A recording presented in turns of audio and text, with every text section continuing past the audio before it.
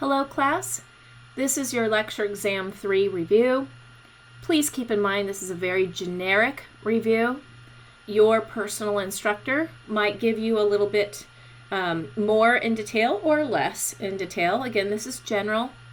Depending on your instructor and which exam version they choose to use, you can expect anywhere from 90 to 95 multiple choice questions. Again, this is a rough estimate. Your exam may or may not have a word spell. Again, if you do have a word spell, your answers should spell a word relevant to Lecture Unit 3. And then lastly, always expect a relationship problem worth anywhere from 5 to 6 points. Another cautionary tale, please pay attention to your homework packet. Great care has been made to develop your homework packet.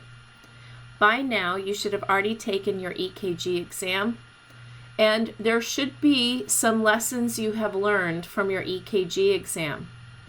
I highly encourage you to review concepts like stroke volume, cardiac output, how you calculate cardiac output, although no calculations will be performed during your lecture exam. You should know the overall equations. You should also know the terms end systolic volume, end diastolic volume, ejection fraction, and factors that influence end systolic volume and end diastolic volume. According to your homework packet, you should definitely look at your action potentials for specialized cells shown here in this slide. Please know which channels open and when.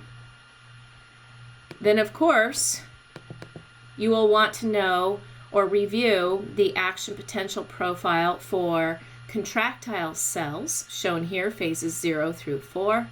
Please do not worry about the words fast or slow channels, although those are different and Guyton Hall describes them. We do not pay particular focus to those in lecture. Please also review the ways that the sympathetic and parasympathetic division can increase or decrease heart rate, respectively. Pay attention to the steepness or the slope of the prepotential, and which ions are most readily affecting the steepness of the prepotential. Please also review very briefly your sympathetic and parasympathetic influence on the heart. Which receptors would they use for each division? Please make sure you know your words chronotropy and inotropy, whether it be positive or negative, and your parenthetical, the parentheses nomenclature. What comes first? Is it chronotropy or inotropy? So make sure you review that. Keeping along those lines, you do not need to worry about second messenger systems shown here, but I would know the receptors on the heart. That's a good thing to know, and which division affects those receptors.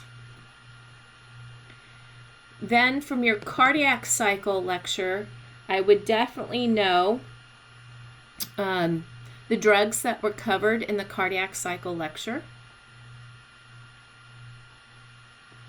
Many of those drugs were review. One that was new was digitoxin from the foxglove plant. Make sure you understand what it directly affects, which is the sodium potassium ATPase, and how this indirectly will affect the calcium sodium exchanger on the cell membrane of the contractile cells. Excuse me. Next, make sure you review the beast. As you were told in lecture, when it comes to the beast, you will have, sorry, I went too far. You will have the volume profile as you did in your homework packet.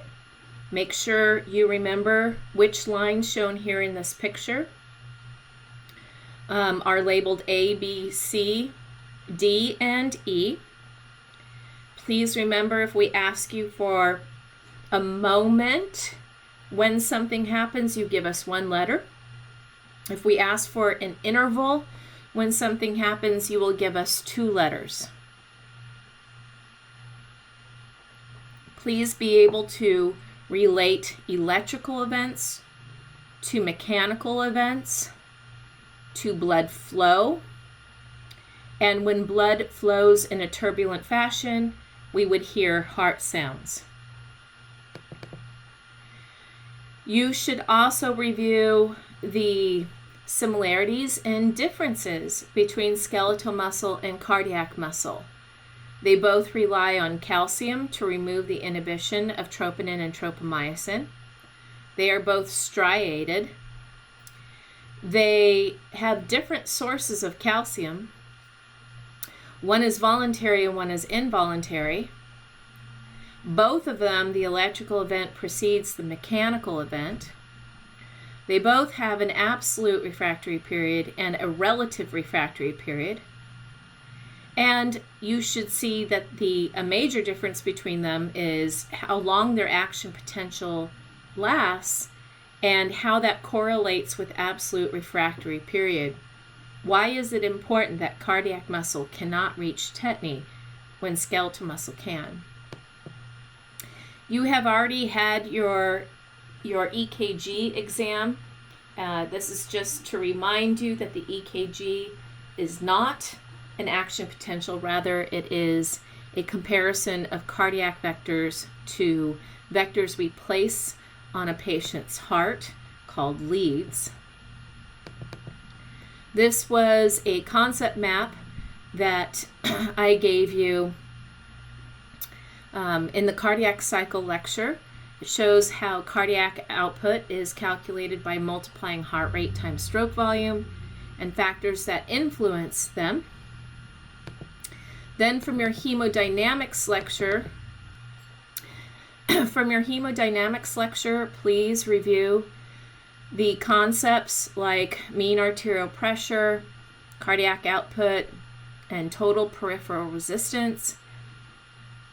How do they influence mean arterial pressure? What is pulse pressure and what factors influence it? You will not be asked to do any calculations with these, but you should know the concepts.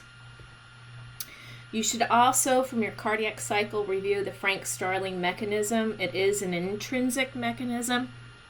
It helps ensure that blood does not dam up, that is returning to the heart. It is within physiological limits. It basically states that if you have more blood returning to the ventricles, the cardiocytes will lengthen. And as long as they have overlap between the actin and myosin myofilaments, this can lead to increased contractile force. Also, from your cardiac cycle lecture, please, as I mentioned before, review factors that will affect stroke volume, like end diastolic volume and end systolic volume. Please review preload, contractility, and afterload. I would be ready to answer these questions if a patient has high blood pressure. That means an elevated mean arterial pressure in the systemic circuit. What would happen to their stroke volume, knowing that blood will only flow from high pressure to low, assuming that the heart has not compensated? What would in turn happen to end systolic volume? What could be happening in the arterioles in the systemic circuit? I mean, if they are vasoconstricted, that would clearly lead to high blood pressure. The ventricles clearly would have to generate a greater force of contraction, and this would ultimately lead to even greater hypertrophy of the left ventricular myocardium. This would lead to a change in the patient's mean electrical axis. It could be a left axial shift, or in bad cases, left axial deviation. To go back to the Frank-Starling mechanism, a length-tension relationship. Under normal, healthy conditions, if we have more blood in, we should get more blood out. So if nothing else is influencing the Frank-Starling mechanism, ejection fraction would stay the same. Stroke volume would increase. And if we're talking about end diastolic volume, if we're allowed more filling, we must have allowed more time. So the end diastolic volume goes up, stroke volume goes up proportionally. So again, the ejection fraction would stay the same, assuming nothing else is influencing this mechanism. So the ventricles would have a greater force of inotropy. What would happen to the stroke volume if the Frank-Starling mechanism occurred plus sympathetic stimulation? Well, now we interpret that to mean more calcium availability, and that means contractility is influenced. So now your stroke volume would be even greater than in proportion than your end diastolic volume, and your ejection fraction would go up. Please review your baroreceptor activity. Please understand that baroreceptors are modified nerve endings. They're going to respond like a nerve would. More stimulus means more action potentials. What would be the outgoing command from the brain if there was an increase in stroke volume leading to an increase in pressure in the aorta and carotid sinuses? What would the firing rate be? What would happen at the vasomotor center? What would happen at the cardioacceleratory center? What would happen at the cardioinhibitory center? Meaning, how would those centers respond? And that leads to what is the outgoing command going to be from those centers? And you should be able to repeat this following a decrease in volume, stroke volume, leading to a decrease in pressure. This is another concept map that was modified in the hemodynamics lecture. It shows that mean arterial pressure is influenced by cardiac output, but also total peripheral resistance. And in this part of it, it is showing you the cardiac output kind of in the center here where it says effectiveness of the heart as a pump, and then resistance by blood volume, the radius of the arterioles and veins. But what's lacking in this is also blood vessel length and viscosity. Please review Poissonier's law and how the factors of resistance are fed into Ohm's law. What's in the numerator? What's in the denominator? What is a direct relationship versus inverse relationship? And are these linear or exponential relationships? I encourage you to look at the YouTube lecture I just posted for the PhysioEx 5 review. It's not critical for your Lecture 3 exam to review or have done the PhysioEx 5, but I do highly recommend it. It is a perfect application of Poissonier's law. All blood vessels have a pressure, but I would expect you to review that blood will only flow from high pressure to low. That means for blood to flow from one vessel to the next, we would have to get a drop in pressure, and the steepest drop in pressure occurs down the arterioles. Please review active hyperemia, which is a form of autoregulation. Please understand how autoregulation is different from reactive hyperemia. That was covered in your hemodynamics lecture. Please know that when we're talking about autoregulation of blood flow to a tissue bed, we've got agents that would vasodilate the upstream arteriole and agents that would vasoconstrict. I would review the slide I gave you in the hemodynamics lecture to see which ones had the red star next to it, because those are the ones that I would expect you to know. I would also, by the way, just to go back, review that perfusion of a tissue bed is dependent on cardiac output, how much total peripheral resistance you have, and the driving force pressure gradients that you have. It is a perfect application of Ohm's law, but changed for blood flow. Moving on to fetal circulation, please review the anatomy of fetal circulation. Understand what a left to right shunt is and a right to left shunt is. So these slides are showing you normal flow of blood through the fetal heart. Changes that occur at birth, again, that was all from anatomy, or should have been. Patent ductus arteriosus would present in a newborn as a left to right shunt, and you should understand why. Blood only flows from high pressure to low. Please also review tetralogy of flow. This is also called blue baby syndrome. The entire baby will be cyanotic. It is a right to left shunt, and you should know all 4 characteristics for tetralogy of flow. Goes without saying that you should know your 4 Starling forces, which way they will either push or pull water across the capillary endothelium. You do not need to memorize the numeric values for all of those, and you do not need to memorize their initials if you're from the street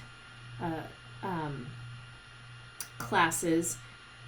If you're in somebody else's class, you might need to know the abbreviations, or I should say the initials for all of those, the nomenclature for those. But for my class, I will write out the words.